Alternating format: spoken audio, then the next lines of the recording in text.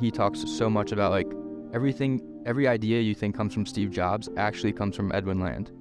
And every idea that came from Edwin Land came from Alexander Graham Bell. And you just like follow the thread, because everyone's kind of doing a similar thing of like they're taking in stuff, they're inspired by it, and then they're smashing it together in like a way that makes sense to them.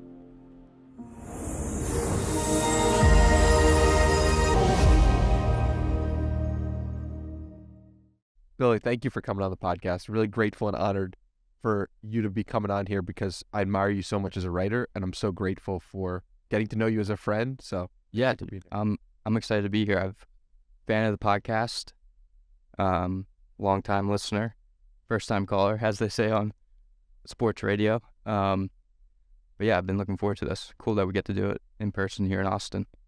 Nothing better. Yeah. Let's start with your Uncle Bill.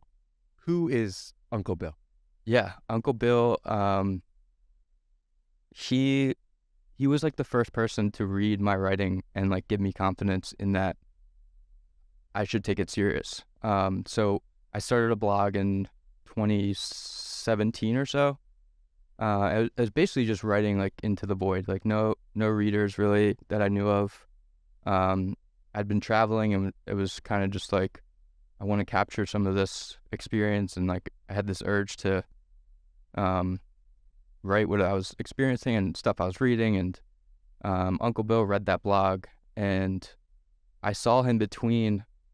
I was home from New Zealand, and I was getting ready to go out to Colorado I was chasing winter. I was going back and forth, and at Thanksgiving in 2017, I think we were talking about the blog and the writing, and he recommended Perennial Seller by Ryan Holiday.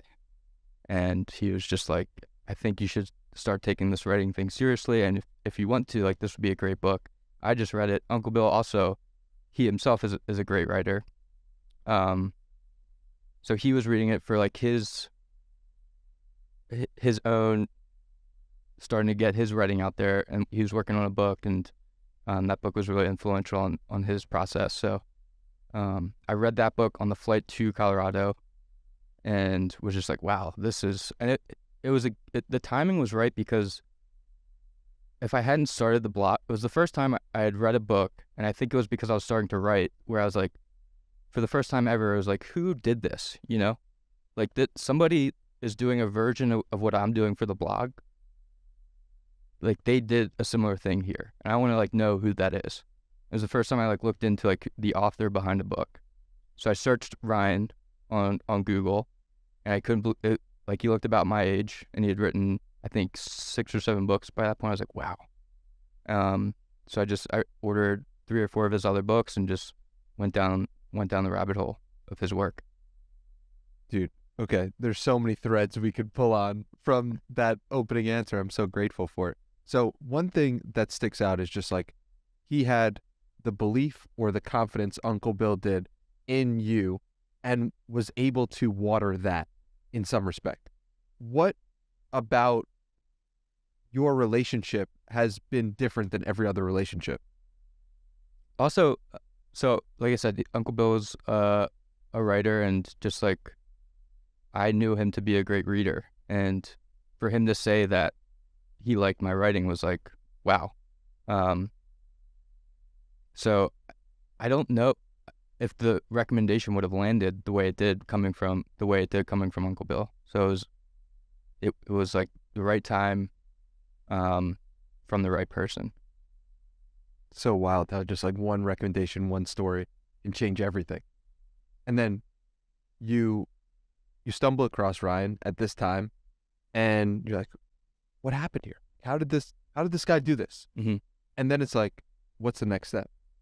So after I read Perennial Seller, I read The Obstacle Is the Way, Ego is the Enemy, Trust Me, I'm Lying, The Daily Stoic, and like everything just like went way back into his blog archives, and just was like reading everything.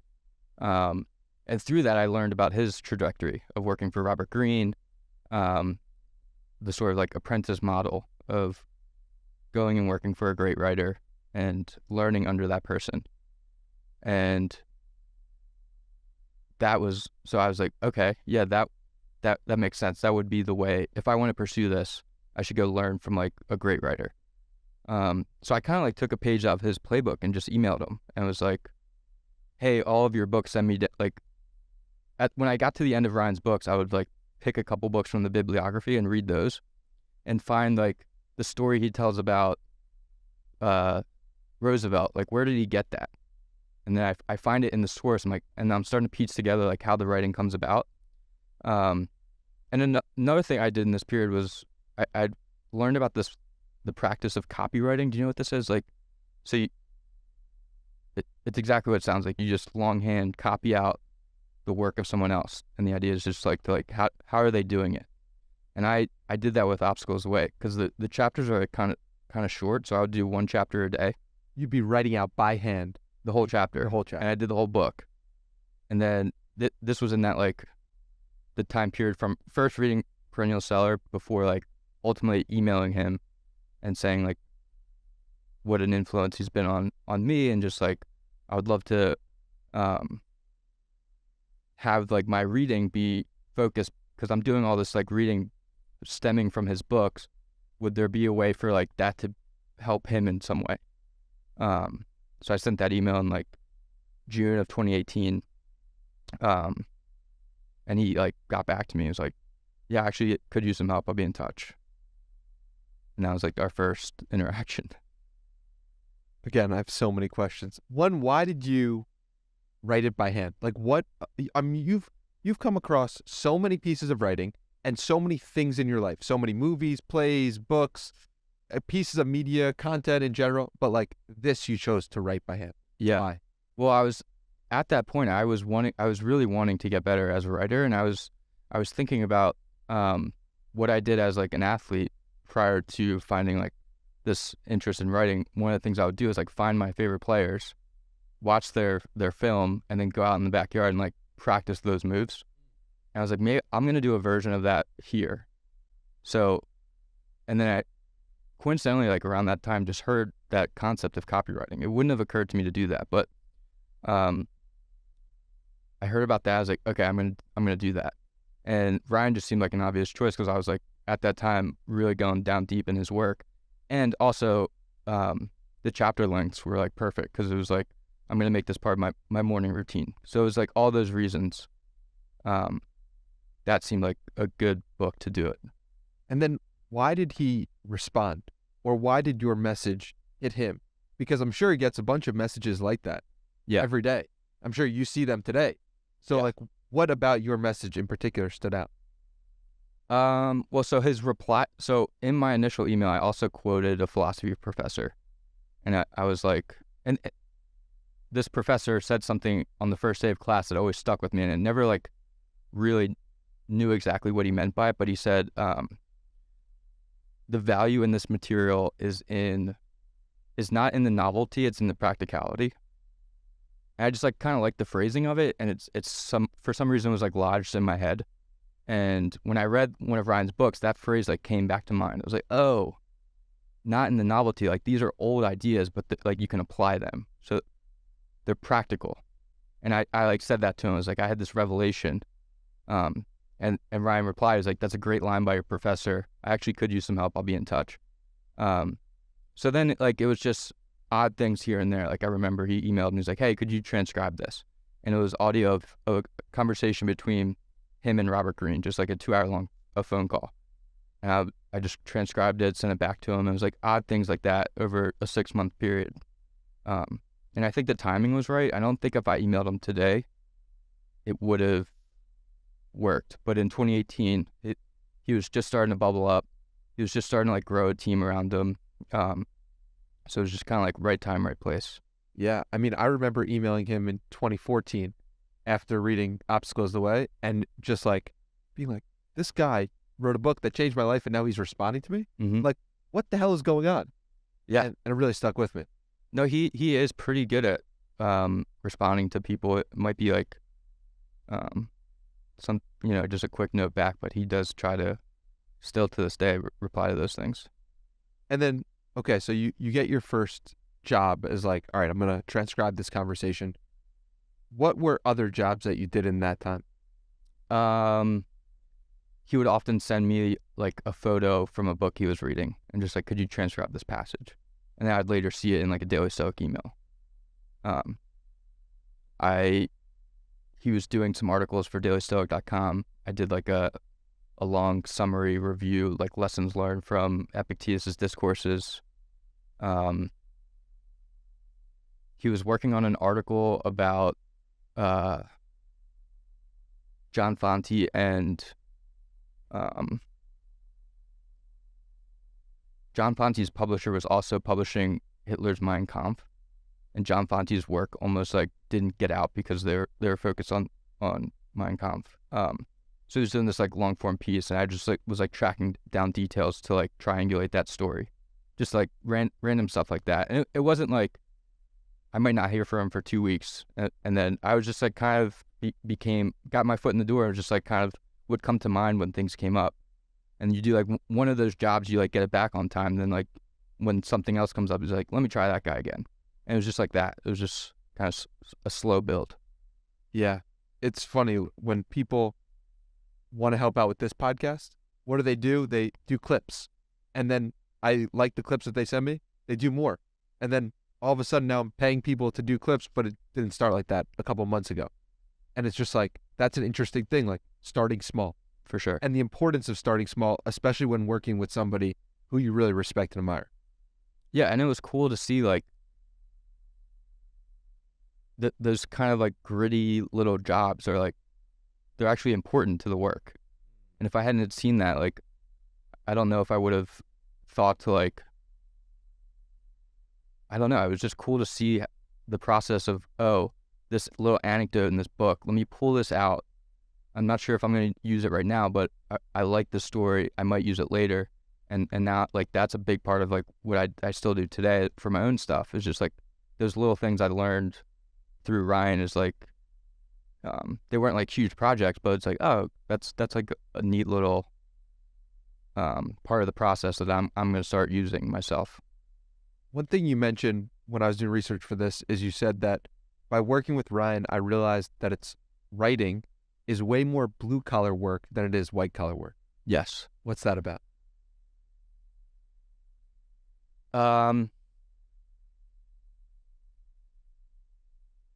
In the sense that it's not like as magical as I once thought when I like was just a young reader and loved books. Like you never stop to think like, how did this book wind up on the shelf? To me at least, it was just like these objects always existed. Like they just kind of showed up. They appeared magically. But from working with Ryan, it's the creative process is way more like roll up your sleeves and like get to work every day. Even if you don't know, you don't have like an idea. It's like the note cards for him is like getting the reps to. You don't sit down because there's a flash of inspiration. You're just doing like the process every day. Explain the note cards to people who might not be familiar.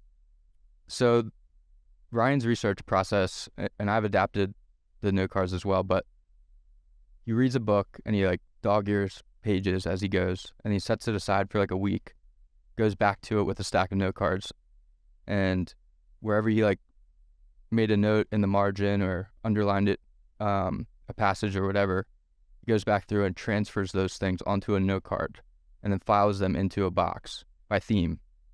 So then when he like sits down to write an article, it's like, okay, here's 10 note cards that I've captured around this theme. And then you're basically just like, those are like the Lego pieces that you're building, you're putting together into a piece of writing.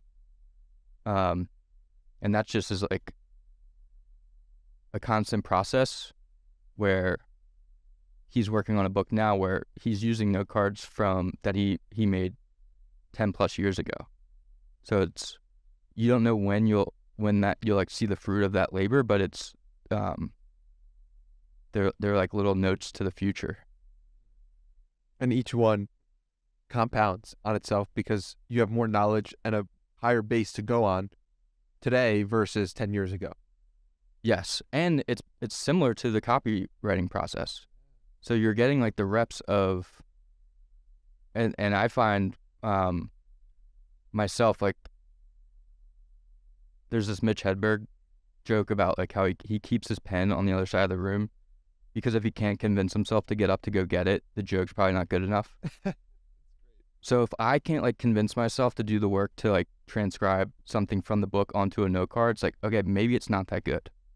But if I'm really excited about it, then, and now I just like, I have a collection of those things where sometimes I'll just like flip through and like, these are my favorite ideas. These are my favorite stories. So it's cool to like have that as on a day when you're just like you're not feeling it. Like you go through that and then you're like, okay, I'm going to write about this. Yeah. And it also makes me realize, like, what is that? It makes me ask, like, what is that question? What is that feeling that you get when you highlight a great story? Mm-hmm. And why do you highlight certain things and not others? So this is another, I think, important point, because what you find when you go back through the book is you don't transfer all those highlights. And this is why I don't think, like, people will email me. I've done a piece on my note card system, and people will email me like, you can like set up Kindle to go directly into your Notion. And I'm like, I purposely don't want that, because when you highlight stuff, usually there's like a novelty to it that you're drawn towards. But then when you go back through, you're like, what was I liking about this? So you might make 200 highlights in a book, and when I go back through, I might only make 4 or 5 note cards, because that's like, those are the things that held up as interesting. So time as a filter, is like Ryan's saying, is like, you want to put it aside for a little bit. You don't want to like capture the thing on the first read. You want to give it a little time, be like, in a week, will I still like this? And those are the things you want to capture. Yeah. And then what's your filter for writing itself? Like, let's say you write a newsletter. Mm-hmm. When do you write it? When do you edit it? When do you look at it again? Like, what's that process like? The newsletter for me is, I send it out every Sunday, and I typically write it on Sunday, but by Thursday, typically I've decided what's going to be in it, and everything that's in the newsletter is coming from a note card. So all the material already exists. It's just a matter of like, which 6 am I going to put together this week? Like Jerry Seinfeld has this thing about like making charm bracelets. When he's putting a joke together, he's taking like this thing over here and this thing over here, and then he's like finding a way to associate them. And I do a similar thing with the newsletter. Is like, these 4 or 5 things seem to have something in common, and then I'm stringing them together in the newsletter. So all the legwork has been done, and then I sit down on Sunday typically and like just sort of string those pieces together. So it's like the first filter is you highlighting something. Mm-hmm. The second filter is you looking and transferring that highlight into a note. The third filter is like, these are the best of the notes, and then this becomes what gets sent out. Right. And I'm also pretty slow to see how these things fit together. So I might capture something and put it in like this section, this theme, and then however long later, could be a year later, where I find like another story where I'm like, oh, actually that thing I put over here belongs over here. So it takes me time, because my newsletter is like usually by theme. There's like a theme to it. And I'm slow to realize what those themes are. So it's that takes time. But then when I see like 6 or 7 note cards stack up in one section, then that's kind of my cue to like go write about that. That makes sense. And then, why do you think your newsletter has such a high open rate? So I think one thing that helps is I do this. My like welcome email invites people to like email me with a book recommendation or just say hello, and I reply to all of them. And it's funny, like the amount of people that reply like, I didn't think you were gonna see it. So we're getting off on like a good note there. They're like, oh, there's a real person behind it. Because sometimes I read newsletters, I'm like, is this from a human being, you know? So I think there's that welcome email helps of like, I'm trying to make it seem like they're getting something from a friend. Um, and that's the best I can come up with why the open rate is high. And I would like to think that it's like good material, and I mean, it's all my favorite things that I try to put out stuff that like I myself would want to read. So I hope it's resonating with people, and it's like they see it, and it's like there's trust there that it's going to be worth their time. What's the coffee cup theory of AI? So when I was doing the traveling, the skiing stuff, I was also working in coffee shops, and I was a barista. I have international barista experience. And the an interesting thing about coffee shops is like wherever you go around the world, they all have the same machines, and they've scienced most of the process, like the way the beans are grown, the water composition, the mineral composition of the water. All these things are like, which is why you can get a good cup of coffee pretty much anywhere in the world, and that's kind of relatively a new phenomenon. Like it wasn't always the case, but still there are plenty of people that like their French press. You know, there's plenty of people that like their store-bought beans on their countertop coffee pot, and I'm one of those people. Like I don't need like a super fancy cup of coffee. So my theory with like the AI stuff is that it's sort of like that. Like the world is really big. Everyone has different tastes. The machine that the barista uses depends on who they're serving. So to me, the AI tools are just like another machine in like the artist's tool belt. And you might use it. Sometimes you might actually be better off being the person to make the whole piece. And I think the hard part about creating stuff is like finding the overlap between what I like and what like might resonate with others. And whether the human is making the stuff or an AI bot is, that's still a challenge because you don't know what's going to resonate with people. And I think if anyone, the human is probably in a better spot to like make that guess of what's going to work and what isn't. Because it's, you know, it's helpful to like be around humans, and artists throughout history of like part of the process has been like Da Vinci would just like walk around with a notebook and listen to people in conversation and like take notes of their facial expressions and all these sorts of things, and that would inform his art. So I think it's like that's a good way to get a sense of what's going to work with people is just being around other human beings. So the computer not being around humans will make that tough for them to make something that resonates. It's a great point. And also what struck me immediately after reading it was like, okay, if we take your article, which is incredible, as true, which is linked below, go check it out, we then must understand that the most important part is what the human is deciding to include in their piece, aka taste. Yes. And taste becomes the most important thing. And so I messaged you and I'm like, yo, like taste is everything then. Mm-hmm. And you're like, well, I'm actually working on a piece on taste now. Yeah. So like, why? What about taste makes it so important? And also like, how can we get better taste? Well, so taste is that like that ability to recognize what is going to land with others. And everyone that's like put stuff out in the world has the experience of like, this is the best thing I've ever made. And then no one likes it, you know? It's like, it falls flat for people. And then there's other times where you're like, I like this. Probably won't do that great. And that thing goes like crazy.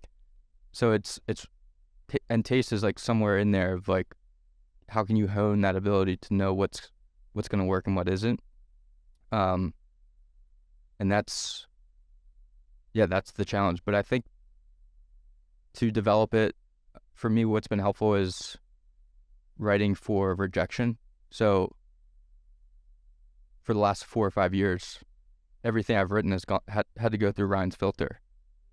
So, and now my first drafts of, and when I send him something, like clearly I think it's good, I think it's ready, and he'll like, nope, like cross out stuff, and this needs to be better, it's not there yet.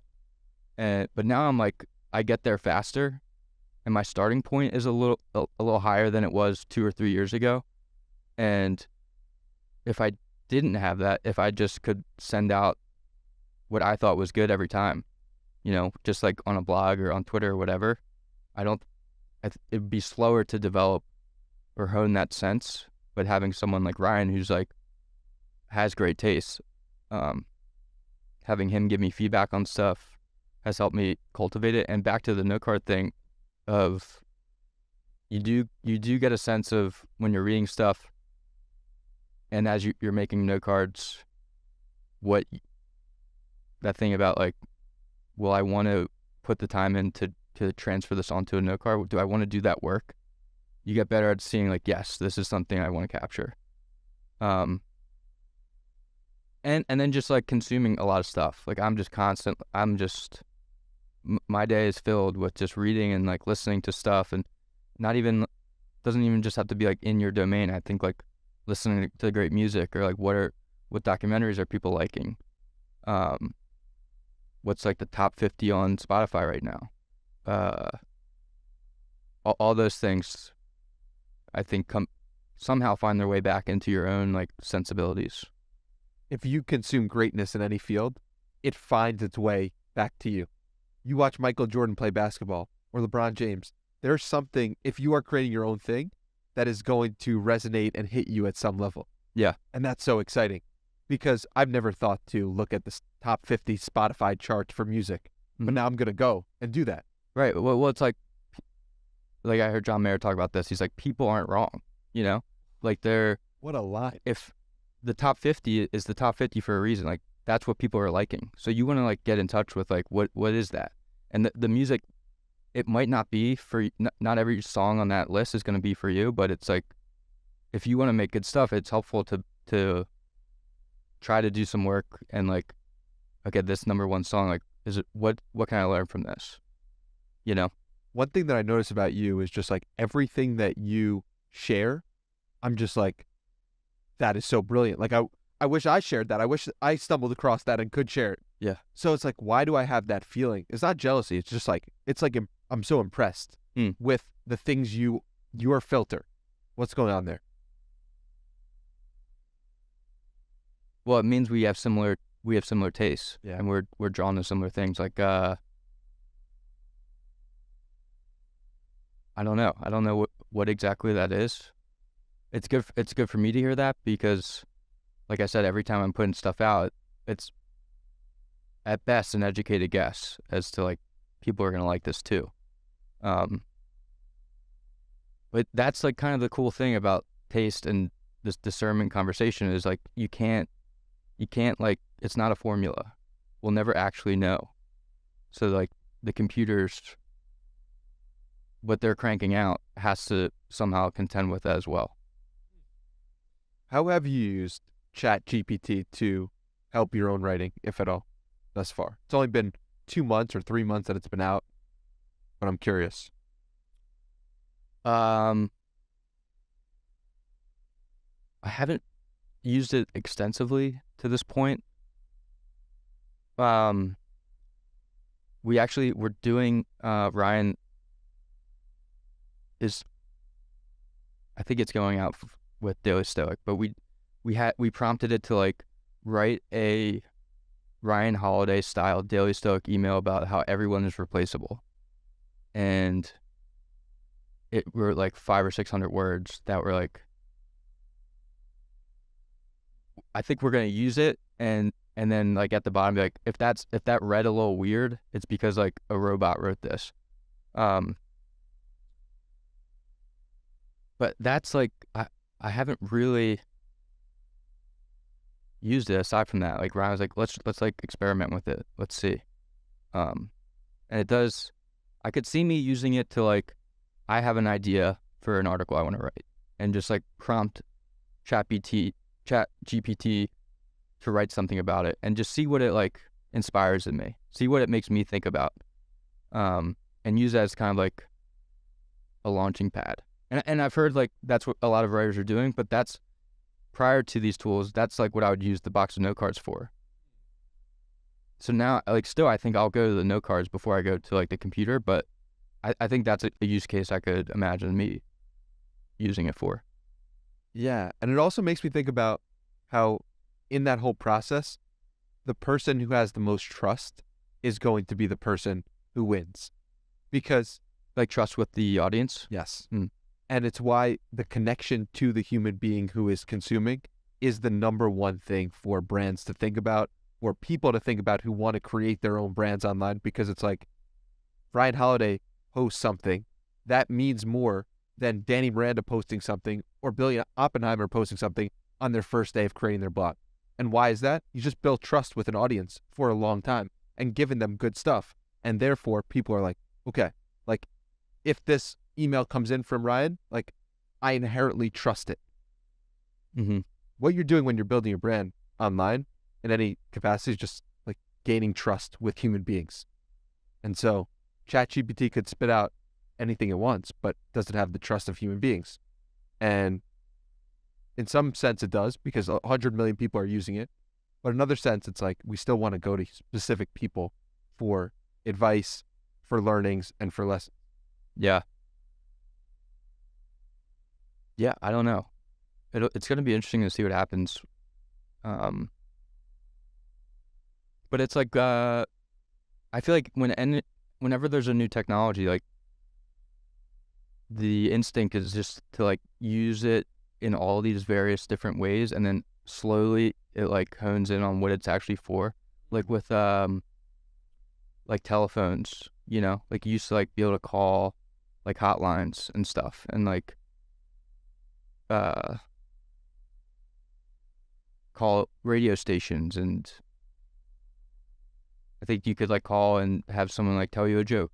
Like there's all like because of this new technology and everyone's really excited about it, like let's try this, and then now it's just like all I use my phone for is responding and to text or calling people. So maybe something like that will happen with these tools, is like they're being used in all these different ways, and then it's going to become obvious like this is the best way to use it. It'll be interesting to see what that is. Well, I'm curious to figure out what our answer to this is, 3 years into it versus 3 months. Talk to me about creativity, because I find that this podcast goes to creativity so often. And maybe it's because when I'm creative, I'm most alive when I'm playing with the world. But I'm curious from your perspective, it's like, how do we tap into our own creativity more? And how do we help ourselves be more creative? My favorite definition of creativity is Robert Greene says that it's a function of the previous work you put in. So for Ryan, like creativity is a function of the note card system and all that legwork. Like he did a piece recently called All Success is a Lagging Indicator. And he opened with like, I sat down to write the other day and I didn't have it. And he's like, you might think this is writer's block, but what the point of the piece was like, when he said I didn't have it, it meant like I hadn't done the work yet to be able to write about this. So for him, it's like, if he's not feeling creative, that's a sign that he needs to do more work on the research side with the note cards. And I feel like the same way. I think everything, like Tinker Hatfield, the Nike shoe designer, talks about how like creativity is a function of the library in your head. And when you sit down to create, it's a culmination of everything you've experienced up to that point. Somehow everything is like finding its way into the work. So for me, like to be creative, I have to do the work of like reading and making note cards and listening to stuff and watching documentaries. And then when I sit down to write, it's like those things are finding their way in somehow. Do you have a specific practice for when you read, how you read? I know you read a book on reading, or I'm doing research. I found that I don't know who wrote it, but Probably Emerson's. Yes. First I read, then I write. First I Read, Then I Write is the name of the book. Yeah, it's a great book. And he's got great like thoughts on the reading process in terms of like how it helps you be more creative. So reading, what is your process for it, and how do you go about reading effectively so that the inputs that you bring in are creating great output? I read first thing every day. I try to block out like an hour every morning.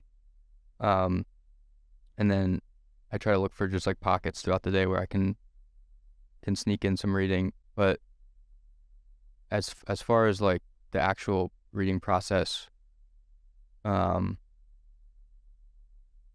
like physical books. I like to have like a pen in hand, and I'm just kind of like on a hunt for good stories and quotes and that feeling of this is exciting. The psychologist Scott Barry Kaufman, I was listening to him recently, and he was saying that like they somewhat recently discovered like the nerdy dopamine pathway, he called it. So like there's when you like read something that gets you excited and you get that like dopamine hit, I'm looking for like that feeling when I'm reading, and I try to like make note of it. And then I put the book aside when you're done, because a lot of that initial feeling of excitement on the second read, the like novelty wears off. But that's really it. Just read with a pen, making notes in the margin, anything that comes to mind. Oh, another thing I do is like I'll write in the margin a question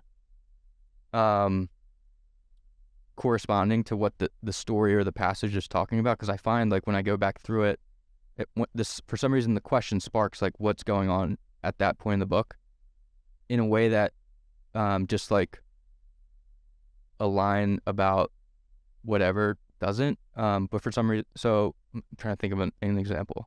I'm reading this Dr. Seuss biography right now, and there's a story about how he was working as a freelance like ad illustrator, and he drew a cartoon, and he was trying to decide.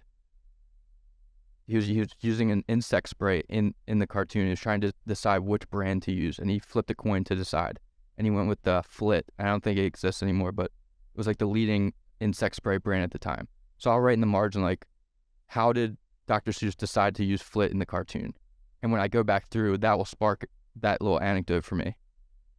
So that's like kind of I've never like seen anyone else talk about that, but that I find that really helpful. I don't even know why I started doing it, but that's like a little tactic that might be helpful for others. Well, when you ask a question, you inherently fill in the answer. Right. Your mind goes there. And so when you ask that question now, you have a great story to go to, Mm-hmm. and a great way for you to make decisions now in the future, potentially. It's like just flip a coin. Yeah. No, and so the cool thing about that story is he went with Flit, and that cartoon ran in a magazine called Judge, and a woman picked it up at a beauty salon and saw it, and it happened to be that her husband was an ad executive for Flit, and they hired him, and Dr. Seuss wrote ads for Flit for like 17 years from that. Oh. And he said like that coin toss changed my life. I just got chills. Yeah, it's a wild story. But for like and he didn't write his first children's book until he was like 34 or 35. Like for a long time he was like an ad guy. Go figure. Yeah. I'm reading Kevin Hart's autobiography right now. Mm-hmm. Incredible. Highly recommend it. Linked below. The amount of times in which a random situation happens like that changes his life, is like remarkable. And it's his ability to say yes, his ability to lean into the synchronicities and the connections, and someone meeting him at the airport, and that turns into him starring in the biggest movie that he's been in. Yeah. I'm just like, oh my God, this is insane. And so for you, what do you think have been some of the moments that you can share of like the random coincidences that have led to remarkable outcomes? Yeah.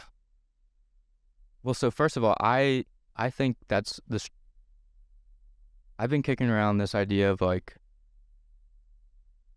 there's the concept of inbound marketing from the HubSpot guys, where rather than outbound, where you're like cold calling, cold emailing people, put out like good content to find potential customers. And I think like that's a good strategy on like for individuals. So putting out just whether it's writing or YouTube or podcasts or just sharing like stuff you're interested in. And that becomes kind of a magnet for people also interested in that. So opportunities come through that as well. And the analogy I stumbled on was in the animal kingdom. There's something called courtship display, and many wild animals have different like behaviors to attract mates, and essentially all of them are like the female is essentially asking like, show me what you can do, you know. So like my favorite example is that bower birds build what's called bowers, and they're like nests, and the like geometry of the bower indicates their level of intelligence.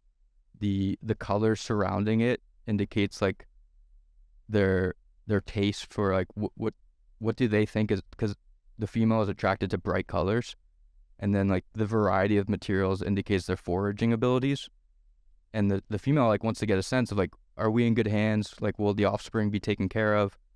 And I like read about that, like, oh, that's kind of like this inbound marketing idea of like, show us what you can do, and like you attract things that way. So like Kevin Hart is like putting out really good stuff out into the world. Other people are finding that, and there's this magnetism to it. Like that's how we got connected. So I think there's something to that of not waiting for permission to do it, just start doing it, and then you start to like stumble into cool opportunities that way. If you want to be a writer, just write today and write every day after this. If you want to be a podcaster, just record and put out podcasts. Yeah. Sounds simple, but it's like... Well, so this was also, I didn't know it at the time, but it was actually one of the things Ryan liked, was that I was writing that blog, like I said, into the void for like a year and a half. And for him, it was like a good sign, because almost better than if I was being like published in the New York Times or something, is that I was writing for no one. And I just like, for some reason was doing it. So and now when we're like looking for people, like that's one of the things we're looking for, is just like, is this person doing the thing already? Oprah said, if you are doing something that you would do for free, you're on the path to success. It's remarkable because it's so simple and it's so true. And it's just like, oh, like if you would be willing to interview people for free, like maybe you should be a podcaster. If you'd be willing to write into the void for a year and a half, like maybe you should be a writer. Mm-hmm. And just play around with different things, right? Like someone listening, they're like, I don't know if I want to be a podcaster or a writer or whatever. It's like, play around, like just do different experiments. Right. Yeah. I mean, I still sort of evaluate opportunities that way. It's like, if I'm like saying to myself, but the money will be nice, that's like kind of a cue to like not do it. Which is fascinating. But yeah, society told us the opposite. Yeah. But ideally it's like, money hasn't been talked about yet, and I'm good if I don't get paid for this, because it's like really cool to work on this. And then usually like those things turn out to be like fruitful, but also you just like, you already won, because like I got to like work on this thing. So what are examples of the synchronicities or the random coincidences that have happened since you've started working with Ryan, or just like in general? The coolest one was, what month is it? It's February. In like October of last year, I wrote this thread on, I went deep into like Rick Rubin. I read it like a biography, and like, I think it was before his book had come out. So he hadn't yet done like the podcast tour, but there was a few out there. So I read that book, and then like listened to him on a bunch of podcasts that he had been on up to that point. Watched like the Shangri-La documentary. He did a documentary with Paul McCartney. just like anything I could find. And then I did like 10 things basically about like to do your best creative work from the legendary producer Rick Rubin. And I did this thread, and then Linked below. yeah, and then I got an email, and the subject line was like Rick Rubin something. And I've done those similar threads before, and I'll get emails from people with like a similar subject line. I'm just like, I read it, I liked it. So I was like, next time I'm at my computer, I'll like reply to this email. And I got to my computer, I opened it, and it was like, hey, this is Rick Rubin's assistant. We saw the thread. He's got a few things like he's wanting to get in the works. Like, would you want to have a conversation? And I was like, yeah, of course. So I had a phone call with her, and we just sort of chat. It was just kind of like I think she was just like trying to get a feel for like me and like, do I have bandwidth to take stuff on? And we just had a really good conversation. She helped on that Paul McCartney thing, so I was asking her about that. And then a couple of days later, she texted me and she's like, hey, Rick just had some time open up. Could you jump on a Zoom call? I was like, yep. And so I had a call with him, just to kind of tell me what he wants to do. I don't know if I can speak to it, but I'm really like helping him with some stuff. But that it wouldn't have happened without that, putting the work out. And I couldn't have sent him my resume, and be like, hey, I would love to. But you just put stuff out, and like weird things start to happen. So damn cool, and I'm so happy you shared that, because you shared that with me when we first had lunch together, and I was like, oh my God. Yeah. It's just the power of the internet. It's the power of doing work long enough. It's the power of being smart about how you're distributing your content as well. You could have posted the same thing on your blog, or maybe even in a newsletter, and it might never have gotten to Rick Rubin's assistant or Rick Rubin himself. So what are the lessons you take away from that?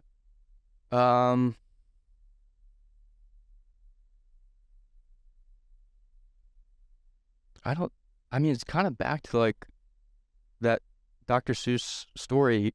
After he like tells that, he's like, I'm a big believer in accidents. And I'm like, I'm also a big believer in accidents, because like I couldn't have foreseen that. The timing was right, because I asked him, I was like, how did this get on your radar? And he was like, well, the book's coming out in a couple months. I've kind of been like keeping an eye out to see if people are talking about it. And I didn't even, I almost didn't put it out, because I was like, I know the book's coming out. Maybe I'll put it around the time of the book. I was like, I don't know. I really like it. Like, I'm just going to, I couldn't hold on to it. So I put it out. So for me, the lesson is just like, and when I'm asked about like goals setting or whatever, I'm like, if I would have set any goals, and like the things that happen are typically, for me, have happened to be beyond what I could have conceived. So I've heard Paul Millard, who you've had on, he said something that resonated with me. He's like, I've tried on goals, they don't work for me. And I felt the same way. I was like, I've tried them on.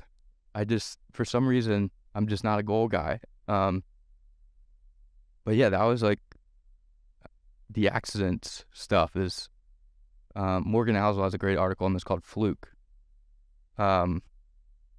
where he got his start on like this fluke situation of responding to some typo that a guy wrote, and the guy responded and was like, thanks for calling that out, I'll take care of it. And then he got to like know that guy, and it led to his first writing job. But yeah, I'm a big believer in flukes and accidents. When you experience that enough times, you have such a trust with whatever happens being the right thing happening in that moment. And I was talking to these kids last night, and they're just like, what do you want to happen? What's going on? Like, who's the dream guest? And I'm like, yeah, yo, like, whatever is happening in this moment is exactly what should happen. Right. And I trust it. And I don't know how to explain it, but they're asking me like, what's your CRM? How do you follow up with people? How do you do all these? I'm like, dude, I haven't thought about any of this stuff. And it's probably good that you're asking me questions about it so that I can understand my own process better. But the truth is, I don't think about a lot of stuff. I just let it flow. Yeah. I also find like those people never ask like, how do you get good at podcasting? Or it's never like, what should I do to get better at writing? It's like, what are your what are your best tactics for growing on Twitter? And it's like, it's never there. Uh, it's never about like the thing that actually works, which is just like get better at the thing. And that's like that's what I like about you is like you're just solely focused on like becoming a great podcaster. And I think like the other stuff takes care of itself. You know, it's like the score takes care of itself kind of thing. But yeah, I don't know. Everything else falls in place when you focus on the main thing. Yeah, and just like the work. Because also it's like, suppose you do get that number of followers, then what? You just stop? Or no, you ideally you like keep doing it. So focus on like the thing, getting better at it, and then I think let that like work itself out. The work is the win. I heard you say when I was listening to you on previous podcasts. The work is the win. Yes.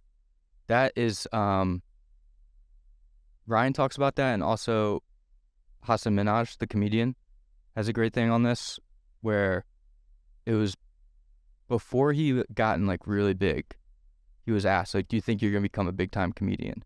And he was like, I fundamentally don't like that question, because that question means this is all predicated on me making it. And I've never been about that. I'm about the work. Like me getting to go on stage tonight at this like crappy bar, I've won. This is the win. Yeah. This conversation is the win. Yeah. You writing your articles are the win. Right. More people got to hear that. Yeah. And that's like the people Ryan is so about the work is the win. Robert Greene is the work is the win. A lot of the people I look up to and have had like all the things that people like focus on have just been accidental byproducts of doing it. You've had 2 Robert Greene posts on Twitter that stuck out to me and that I highlighted so that when I interview him later this year, which is just a wild... Are you interviewing him? Nice. Heck yeah, he's the best. So I pulled out these quotes from you so that I could talk to him about them, but I'm going to talk to you about them too because they were impactful. So this is on boredom. Mm-hmm. Robert Greene, this is your quote. Robert Greene once told me that there's a dividing line between success and failure, the ability to sit with boredom. Great creative work, he said, is the product of a very tedious process, hours and hours of thinking, researching, and daydreaming. Mm-hmm. What does that mean? So he came to Texas a little over a year ago, and I picked him up from the airport and was taking him to Bastrop. And we were going to get dinner with Ryan, and I was so nervous because I'm just such a huge fan of Robert's, and the idea of me being in a car with him for 40 minutes was just, I was sweating. And then immediately it just like went away. He just like put you at ease.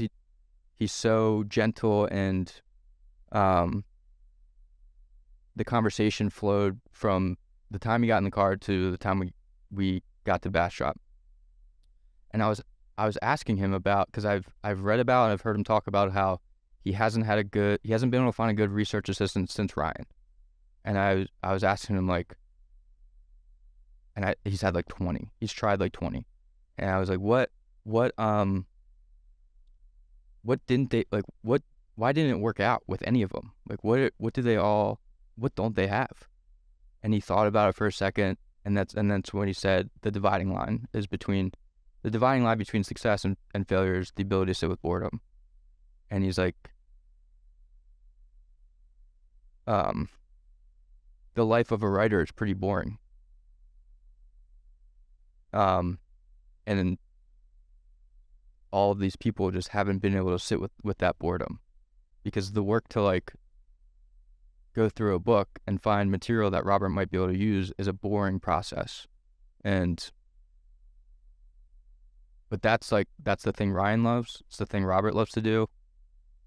Tomorrow, or after this, I'll go back to my office and pull out stuff from books and put them onto note cards. Like that, it's exciting for some people. But yeah, the boredom thing, that really stuck with me. And I think he's right. Like it is rare for people to be able to be comfortable with that. It's funny because people might look at the podcast and be like, that's super cool that you get to talk to these people. But the boring part, quote unquote boring part, is the 20 hours before. Right. Where I'm looking into you, looking into your story. It's not boring to me, but I could understand some people getting bored with that. For sure. And then afterwards, all right, now I'm going to edit it. Now I'm going to distribute it. Now, and it's like, that's the thing that people might not understand when they think they want to start a podcast, is they think they like one part of it. And maybe that one part can turn into multiple parts. You have to do the process to figure that out, but it's worth considering. Yeah. It's also, it's maybe a way to get a sense of like what it is you should do. It's like, get to the boring parts of the thing and like, do you like those things? Yes. Because for you, most of the work is not recording. For me, most of the work is not publishing a piece. It's everything around that, and I like those things. So I take that as like, I think I'm on the right path. And getting to the boring parts of the thing, you should go straight to it and be like, do I like this? And if yes, follow it. 100%. It's like when you played lacrosse, it was probably just like putting the ball against the wall over and over and over and over again. Right. It's like if you could do that, well, then you could play well in the game. For sure. What have you taken from lacrosse into your creative work? Well, I think it was helpful in that it's similar to this point. Like the lacrosse season or any season, whatever sport you play, is 3 months maybe. You play 16 games. So all of the work is not that. It's summer break, it's winter break, it's going to the gym on Christmas Eve to get a workout in, because like when you get back to campus, you have to like perform. And it's similar with writing, with like the seasonality of books. And even Ryan, who puts like one out a year, which is an absurd cadence, but even when that's the case, there's a short window in which we're like launching and promoting a book, and the rest of the year is like the stuff no one sees. So and I've been able to like see that of like, oh, this is like the off season, but the work really matters still. And being able to like it's fun to play a game in front of a crowd, but that only happens 16 times a year. So if that's all you like it's not going to be for you.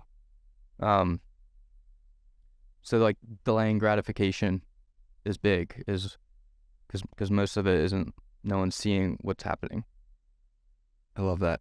Second Robert Greene quote that I wanted to hit with you. Robert Greene once told me, above all else, focus on acquiring knowledge and skills. Knowledge and skills are like gold, a currency. You will transform into something more valuable than you can imagine. With knowledge and skills, Robert said, you become a magnet for opportunities. Yeah. What's that about?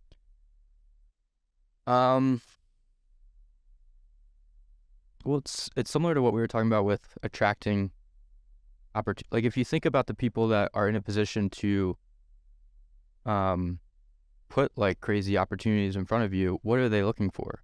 Is like something that you can do to help them in some way. And like what that means is like you have some skill or knowledge that is valuable to them.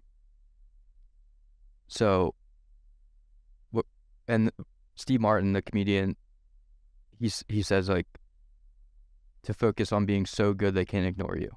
And I think what Robert's saying is something and Cal Newport has a book with that title, So Good They Can't Ignore You. And I think it's like a similar idea of just acquiring something that is like perceived or objectively valuable to others. And like David Senra from Founders podcast, he was on Patrick O'Shaughnessy's podcast, and he was saying like, there's no secret here. Like you do something for 4 or 5 hours a day, day after day after day, and you develop like something that is of value to others. And then that is like that's where opportunities come, that's where like money so that's what Robert was saying, is like, don't focus on opportunities where like the money is the best. Focus on like the opportunities where you're gonna add like another tool to the tool belt, or you will grow as a writer because of it. And I've like taken that as like, that's like my like guiding thing. Like since he said that, I was like, that's all I'm gonna focus on, is acquiring knowledge and skills. So like, what have you actually done to make that a reality? What change did you make after hearing that advice? I don't know if it was a change so much as it was also just like a reassurance, because I'm like, it's kind of like an odd path that we're on, you know? Or not odd, but it's just not like the default path, as Paul Millard says. But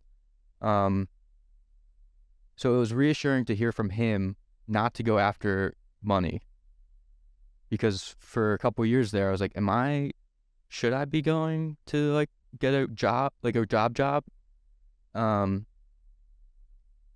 So it was for Robert to say that, for it to come from him, was like, I'm on the right path. Like, keep doing these things, like the note cards, the reading, putting the work in, and that other stuff will work out. So it's obvious to me, and probably the people who see you on Twitter, that you're on the right path. It's obvious to those people. But I'm curious about your parents, your family, the people who knew you at Lehigh. Do they think or know you're on the right path? And if so, how has that gone, that whole transition, and other people's perspectives of what you're doing? My parents have always been supportive, and they've encouraged even when I was like doing the skiing thing, like my dad thought that was good to be getting out and like experiencing stuff and living in Australia for a year and like broadening my like perspective on things. There was a point in the skiing thing where like my dad and I had a conversation where he was like, how long are you thinking about doing this? And I could sense like he was getting a little worried about it. And at that point, I didn't like, I wanted to keep doing that. But they've been super supportive the whole way. My friends, like the story of me reaching out to Ryan and like going out to like meet him for the first time, like they'll say things like, that is only something you would do. And like, to me, it didn't feel like that crazy, you know? So I've somehow like carved out in their, like, from their point of view, like I'm kind of the odd, like that didn't seem too out there, what I've been doing. So yeah, the people like closest to me, like it makes sense, I think, what I'm doing. They've got it. That's amazing. Yeah. And I was telling Paul about that similar experience from my end as well. But what advice would you have for somebody who hasn't had that experience? Because from talking to Paul, I got the feeling that our experiences are not the norm for people going on a different path. Yeah. What actually is the norm is like people being like, what is wrong with you? How are you doing this? Like, what's compelling you to chase this dream or vision or whatever? And a lot of pushback. So like, what advice would you have for people who aren't, and their families or their circle isn't comfortable with it? To quote Hassan Minhaj again, he talks about like, you have to be okay being the freak for a little bit. Like, you got to be able to go to like the wedding or the family party and like no one really getting it, and just like just kind of surrender to it. Like, they're not going to get it, and like whatever they say, it doesn't really matter. Like, I get it. But yeah, I think about that a lot, like just being okay with being the freak, and like, who really cares, you know? If Kevin Hart, the great Kevin Hart, is starting comedy for the first time, and half the people are like, dude, you're not funny. What's wrong with you? And the other half are like, yo, keep going. This is great. Like, if half the people in his life don't understand, what makes you think that if you're starting writing or you're starting music or you're starting podcasting, that people in your own life are going to be like, 100% of them are going to be like, yo, like, you got this. Yeah. Just probably not going to happen. And that's okay if you can be comfortable with being the freak and being like, this is me, this is what I'm doing, and Yeah. you don't get it, you don't get it. Yeah, and like playing the long game, I think is important. Like, it's not going to happen fast. It never, like, it doesn't happen. And if you start with that, I think it puts you in a really good spot of like, it might take 10 years before I like, and it brings me to like another thing I sometimes think about is like, what's something you want to get really good at? Like, and then like make that the thing and know that it's going to take a long time. But I feel like the pursuit of getting really good at something is so satisfying, and like, and if you can like have that perspective from the beginning that like, I'm in this I know it's going to take a long time. And I think that's like a good thing to pursue. Definitely. And a good question to ask yourself is like, who do I admire? Right? Like, Oh yeah. that could help point the finger to what you should be pursuing in the creative or uncreative realm. Like, oh yeah. No, I'm big on that. There's this concept in psychology called introjection. Actually, I heard about it from Andrew Huberman, who was, I forget which, it wasn't on his podcast, he was on a podcast, and he was saying that when he was in like graduate school, he was working mostly in isolation, like in his lab, and he made a list of his favorite like scientists, and he kept it in his lab, and he would constantly look at it and like think about what he liked about each of them, and slowly like this process of introjection is the process of like you inheriting some of those qualities. And yeah, I think it's like a pretty good strategy is like find your favorite, for me, writers or just thinkers or creators, go deep on their work, and you can't help but some of that rub off on you, in a good way.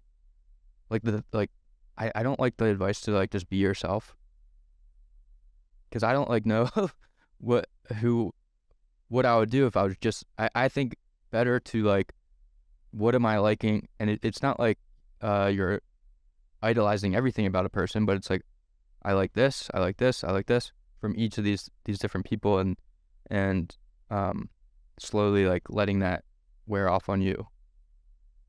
And also there's like something to, why am I drawn to this person's work? Like there's something that you're drawn to for a reason.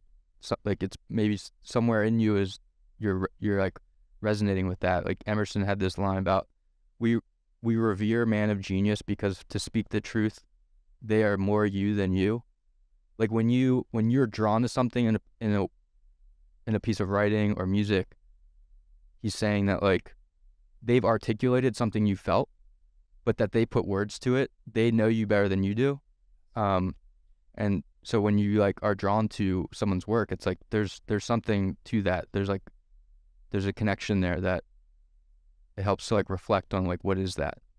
another piece of this is that from creating, I find more of myself because I'm forced to sit with the blank page of a conversation and be like, what am I asking? Why am I asking this thing or that thing? Yeah. And I'm sure it's similar to you with writing. It's like, why am I choosing to write about this thing or that thing? Well, that part of me, that what I'm writing now was in me, and I just pulled it out, and now I know myself better as a result of writing. Right.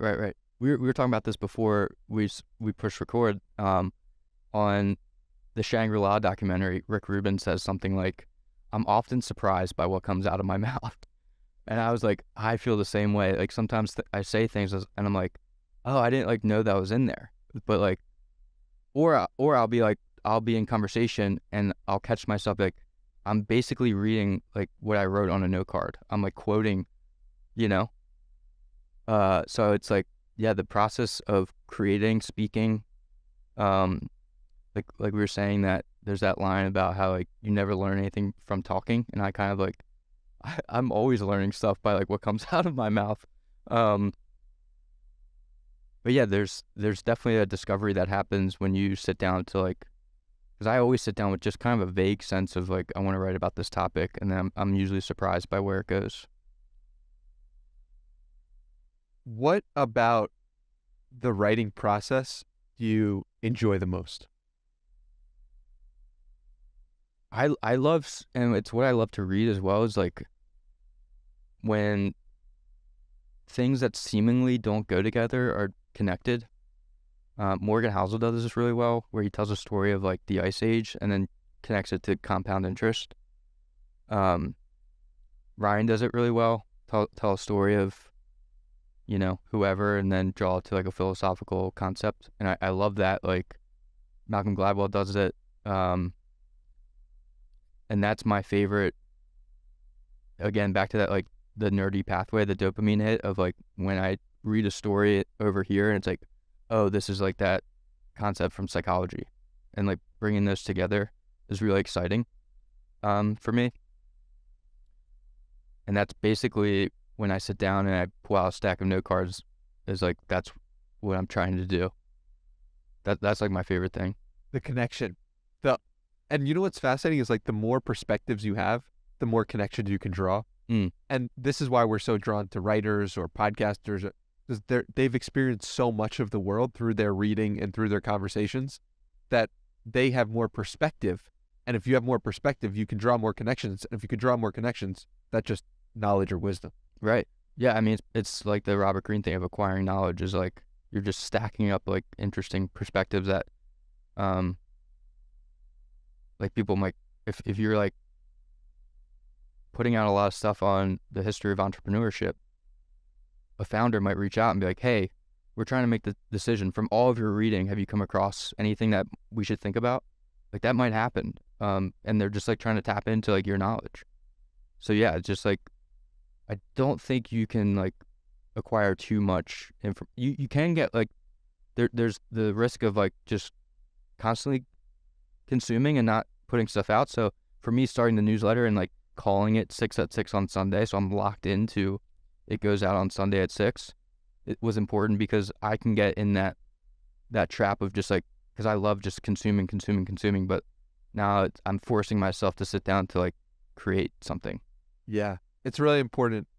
For me, it's like the consumption naturally leads to creation of some sort. But if you don't have that, I think it's important that you create some sort of forcing function for yourself. Like, all right, I'm going to take these things that I'm reading or learning or listening to and actually create something from it. And I also think that that's the greatest sign that something you've consumed has impacted you at a deep level, is if you use that thing to create something yourself. For example, when people take clips of this podcast and on their own just create new clips from the things that they've listened to, that to me is a sign that it's hitting someone at a deep level. Yeah. Deeper than just consuming it. Yeah. I mean, I think like almost everything is a remix of something. So that was the book that I was going to get you, which is Austin Kleon's Show Your Work. Oh, I love all of Austin Kleon's work. You should get him on the podcast. I would love that. Yeah, you have a connection for me? I don't know him personally, but I know Ryan knows him well. Yeah. But Show Your Work is amazing. Steal Like an Artist is great. Yeah. Yeah, I think Austin has a quote in one of those books about like, if you think something's original, you just don't know their sources. You know, like David Senra again is like he talks so much about like every idea you think comes from Steve Jobs actually comes from Edwin Land, and every idea that came from Edwin Land came from Alexander Graham Bell. And you just like follow the thread, because everyone's kind of doing a similar thing of like they're taking in stuff, they're inspired by it, and then they're smashing it together in like a way that makes sense to them.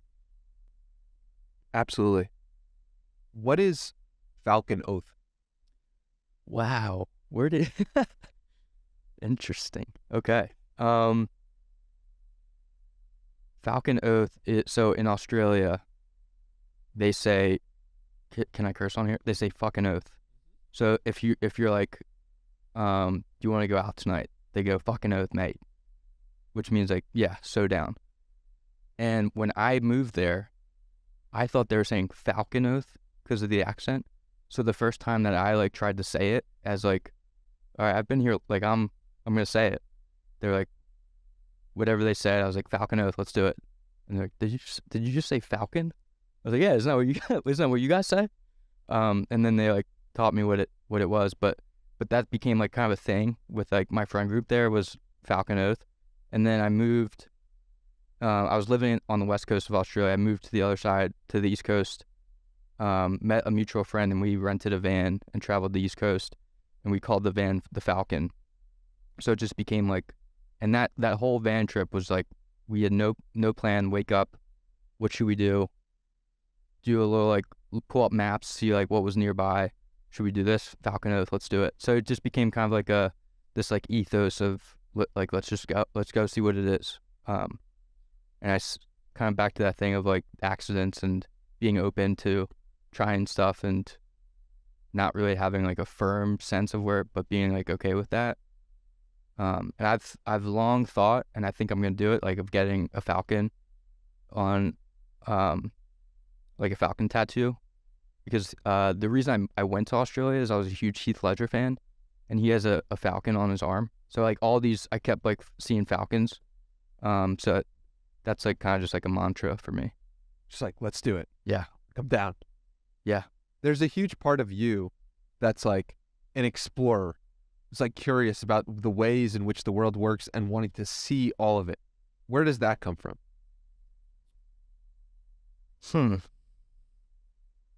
I think maybe like it's kind of like that quote about how as your island of knowledge grows, the shore of your ignorance does too. Like as you like learn more, you learn that there's way more to learn, and you just sort of like you get on that kind of like hunt. And I think it's the same thing of like when you go to a different country for the first time, you're like, wow, this is what it's like, and then you're like, well, what is it like over in that country? And then now you're on that. So I think that's what it is. It's like I don't think it was always like that. But you have like I had that one experience in Australia, and I was just like, let me go see what else is out there. And then what would you suggest to people who want to stoke that war themselves?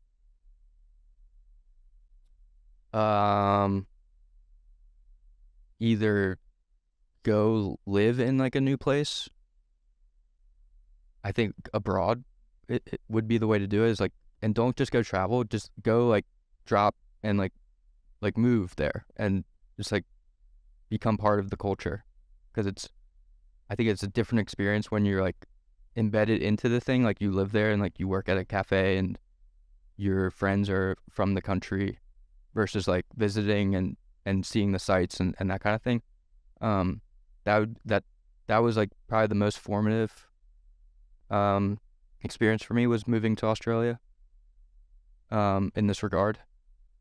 And then the other way would be like just books. If like you're not already obsessed with reading, like find a way to, because I think it's like if you're not, you just haven't found the right book, and working to find it and then getting hooked into it is, I think, is worth it. 1000%. I like to end these podcasts with a challenge. A challenge points to the place in your heart you think people should take everything we spoke about and actually do something with what we've spoke about, or something we haven't spoke about, into their day-to-day lives. Does a challenge come to mind?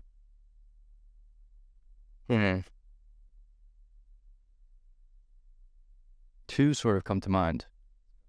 The first would be to like that introjection thing of finding like the people you look up to and going deep into their work, and letting that wear off on you a little bit.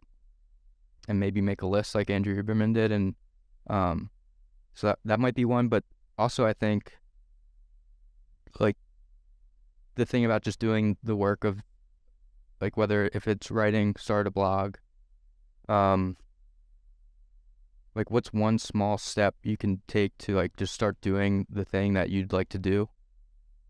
You don't need like to be published in some fancy publication, but just like start getting the reps in, because that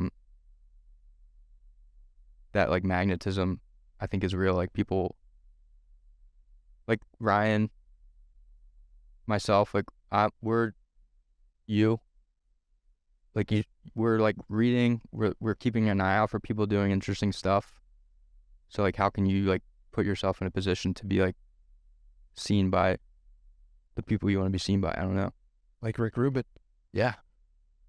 Just start putting work out and just see where it goes. Dude, this has been so much fun. The first of many, I'm sure. Yeah, I want to be the guest at Madison Square Garden. No, I'm just kidding. Well, there's so I many. think it would be empty if I was the guest. No, definitely not. I think that's going to help us sell some more tickets. Yeah. But Billy, it's been such a pleasure. So grateful for you. 6 at 6 newsletter. Everyone check out. Yeah. Twitter. Yep. Where are you at on Twitter? I'm on there. I know. What's the handle? BP Oppenheimer. BP Oppenheimer. P as in Paul, my middle name, my father's name. Nice. Shout out to my dad. Shout out to Oppenheimer. Linked below. Paul is linked below. We got so many resources for people to check out from this episode. I feel like I've said linked below about 17 times now. And that's because you're a treasure trove of wisdom and amazing sources, and it shines through in this conversation. Well, it's like, it's not me. It's like, I was quoting a lot. I'm so inspired by people like doing cool stuff, and I just try to like capture it and try to spread like the newsletter is basically just like sharing my favorite stuff. And kind of like this conversation has been. Yeah, and it's amazing. And I always come away with that after reading your newsletter being like, oh shit, like I didn't know that, or I didn't know that. Oh, that's cool. This is cool. This is so amazing newsletter, highly recommended. And all of your links are down below. Thank you so much for spending the time here. I'm so grateful to have spent it with you. Me as well, man. This was a blast. I'm looking forward to the next one. Can't wait.